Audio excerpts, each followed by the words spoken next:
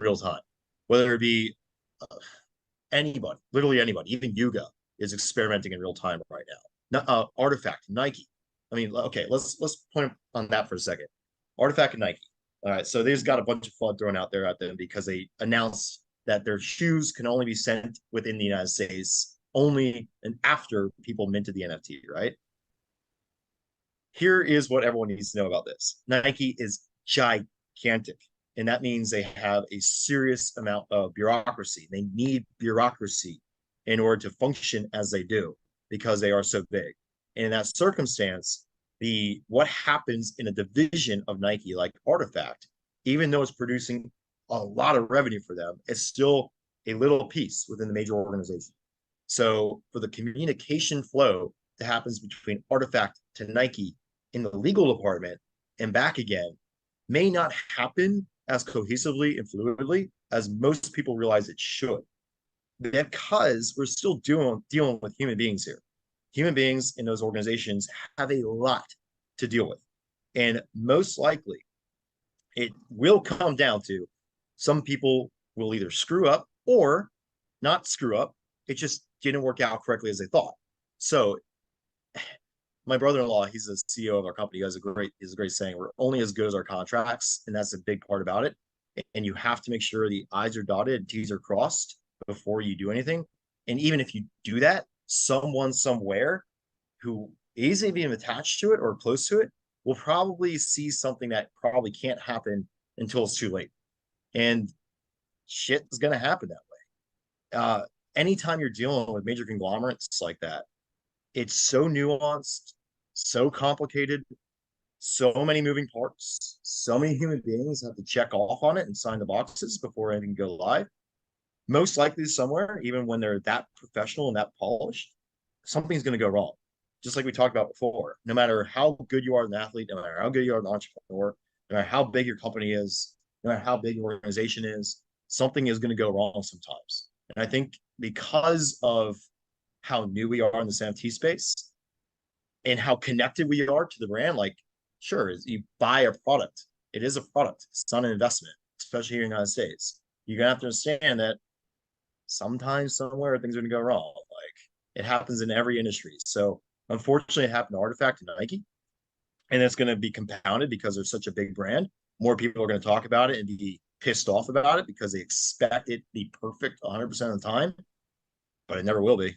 Yeah. So you just got to understand that Nike and Artifact are there for the long haul, and they're going to do everything they can to rectify it and fix it. I'm sure they will. I don't know if this is true or not. I would just assume if I was in that position, they're going to be scrambling to fix it and make it better because, again, this is so new for them too. As I said earlier, everyone's learning on the fly.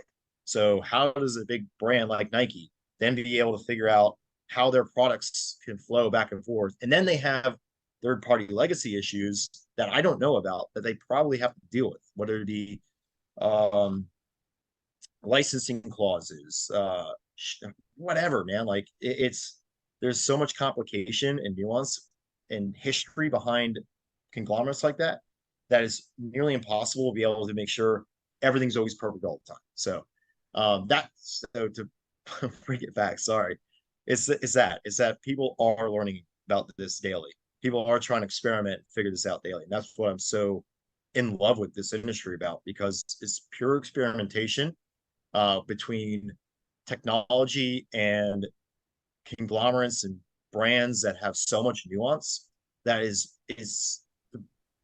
the biggest problem to figure out, I could think right now. Like, how does it all flow and work together correctly? And if we do it, we solve a lot of things. I think we solve that it creates a more transparency, more security for the customer because it's all on chain. Creates some more optionality because they could leave the ecosystem they want to by selling their assets. And it gives the brands more opportunity. Like if you, like a Nike situation right here, they had to create that shoe first and foremost to see how it works. And then, but in order to manufacture that at scale requires significant effort and capital. So in order for them to shut off their manufacturing line to iterate on a new product and be able to push it through manufacturing, that requires them to stop manufacturing other products that are probably producing profit. So they have to figure out when they're going to slot that in for development they're going to have to figure out where that capital comes from and where it's going to then flow around, because that other product that was producing profit is going to stop profit for the company. So they gotta figure out that manufacturing flow. Then they got to figure out logistics of it. So the NFT side does solve a big issue for them: is would the consumer buy this before we go through all that? And I think we figured out now that the NFT provides that, because you have a touch point directly with your community, and then you could also sell the product digitally and then go make it. So then you could know exactly how many you need to produce, you know exactly what the customer wants before you produce it. So if you could figure all that out, it solves solutions on both sides. The brand, because they build off a community that's got a direct focus on their products. And then the community, the fans or the customers of the product, have more flexibility and fluidity about what they're going to do to be part of that brand, that ecosystem.